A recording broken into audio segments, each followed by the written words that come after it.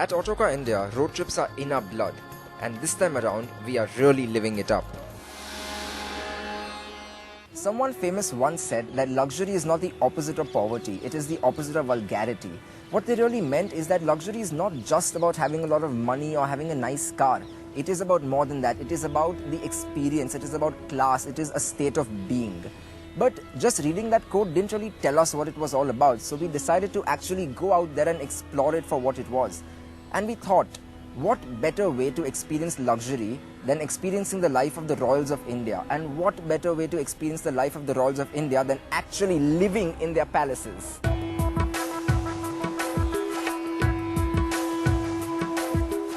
Built all the way back in 1745, this 270-year-old palace has served as the official residence of 3 prime ministers of the princely state of Jaipur. It features bits of Indian and Mughal architecture, replete with intricate lattice work and fine ornamentation. Though the palace is in the heart of the city, it feels like an isolated island once you're inside. It is an imposing structure, and just walking through its corridors, looking through the latticed windows at the 18 acres of manicured garden and one-of-a-kind life-size chessboard, I was beginning to get the feel of what the high life must have actually been like.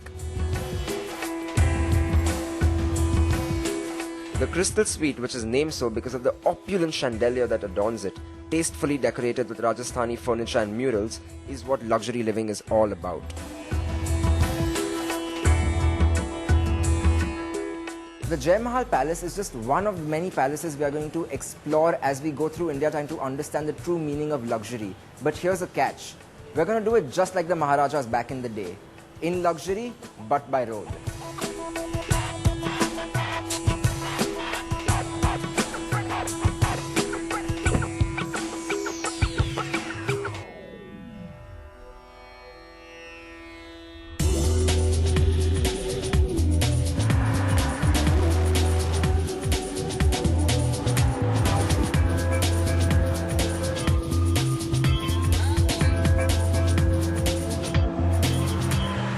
We're headed to Udaipur right now to visit yet another palace, and like I promised, we are traveling just like the Maharajas did back in the day, by road.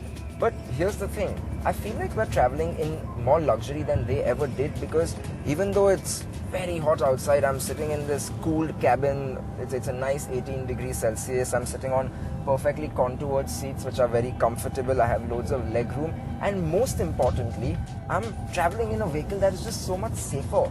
I have airbags, I have seat belts, which I'm sure they just didn't have back in the day.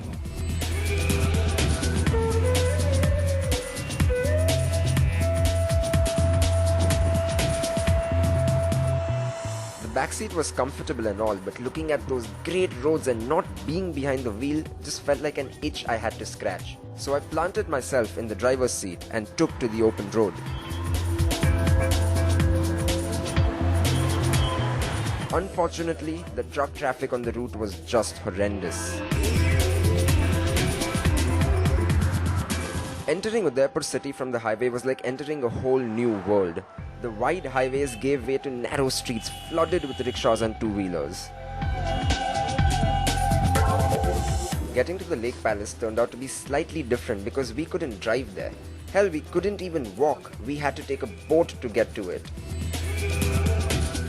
As we skimmed the calm waters of Lake Pechola, the white slab of marble that was the palace grew closer and closer, and with that, my excitement grew more and more.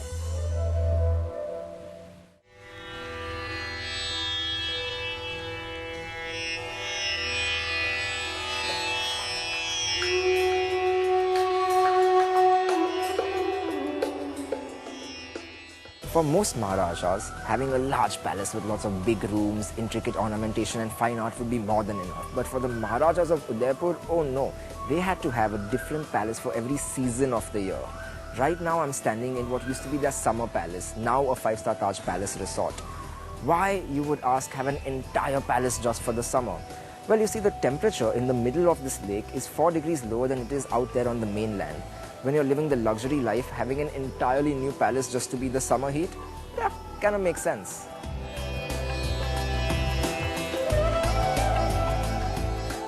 The Lake Palace was built in 1746, and though it saw many glorious years over time, it pretty much went to ruin until Taj took it over and undertook extensive renovations. After its doors opened to hotel guests, this unique palace has wooed many, not least James Bond in the film Octopussy. The Lake Palace is built in the Indo-Mughal style using marble all around. That it is floating is an illusion. It is actually built on a jagged piece of rock. Its courtyards and bar still retain the same ornamentation as 270 years ago, and its restaurant serves food on Versace plates. It is easy to feel detached from the rest of the world in the Lake Palace because really, it is a little world unto itself.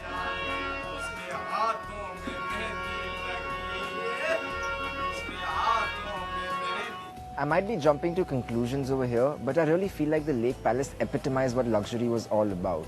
I really wish I could have spent some more time here.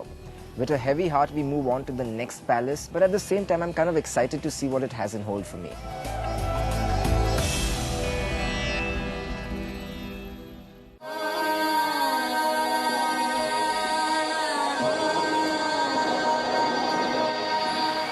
The next morning, I welcomed a special guest into the Elantra. We punched in Jodhpur on the navigation and set out through Udaipur's narrow and busy morning streets.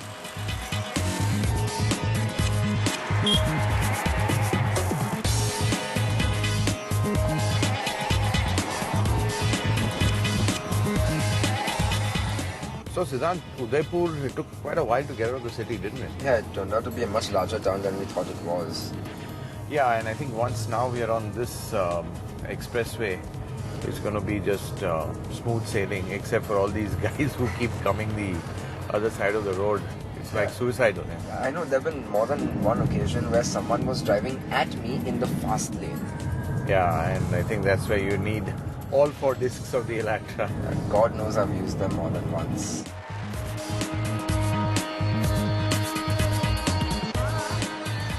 I mean, I have to say the Elantra really feels grown up, especially at speed on this, when you're driving pretty quick. It's got that very European feel to it. But you know what I really enjoy about this car? It's got this dual nature. You know, when you want to cruise on the highway at a sedate speed, you can just put it in 6th and keep on cruising.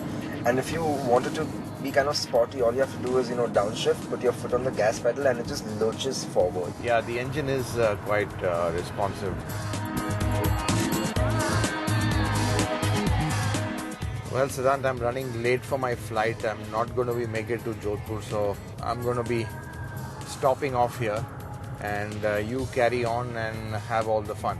I mean, it's really upsetting that you could come only for such a short time, but it was fun while it lasted. Yeah, well, I enjoyed it too. I think next time we need to have a longer trip. Definitely. Drive See you safe. back in the office. Drive safe.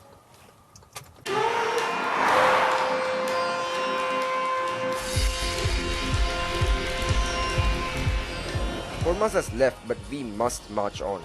The Elantra effortlessly gobbles up the remaining kilometers, and before the sun has peaked in the sky, I am already driving through the massive gates of the Umaid Bhavan Palace.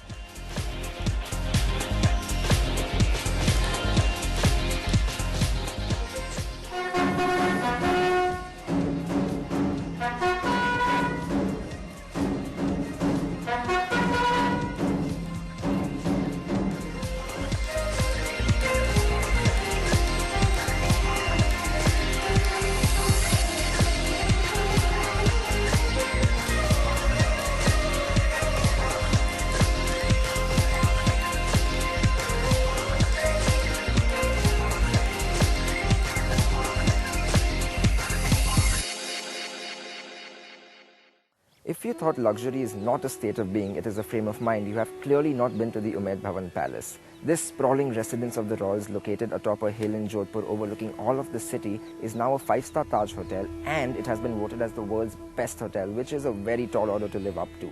In fact, I have been through just 1/10 of the hotel, and in that much time, I have already received a royal Rathod welcome, I have been welcomed by big cats hunted by the royal family, and I have walked under a massive central dome. In fact, I'm almost intimidated by the knowledge of what else this palace has to offer me. What is amazing about Umaid Bhavan is that it was built for a noble cause. It was built to provide employment to the famine-stricken farmers of the region all the way back in the 1920s. It is a relatively new palace with construction completed only in 1943. fitted with fine marble sourced from the same location that the Taj Mahal's marble was. Back when it was constructed, Umaid Bhavan Palace benchmarked new levels of luxury. It boasted a unique air conditioning system. Cool air was generated by blowing air on large blocks of ice, which was then circulated throughout the building, regulated by brass knobs scattered all around the structure. But the epitome of Umaid Bhavan's luxury quotient is apparent when you visit the Palace Hotel's finest room.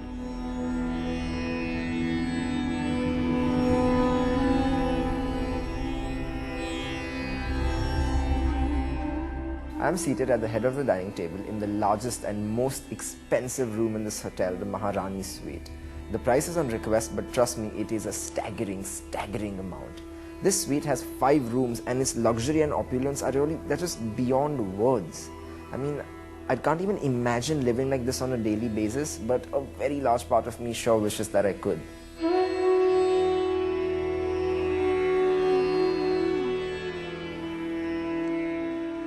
Umaid Bhavan is so opulent that it literally sets the bar for luxury palaces. It is large and beautiful and luxurious and grand and noble and everything else you would imagine a palace to be. But as the palace was doused in darkness, only to be lit up again, we had to set off, bound for a different part of the country where a different type of luxury awaited us. Our palace drive will continue.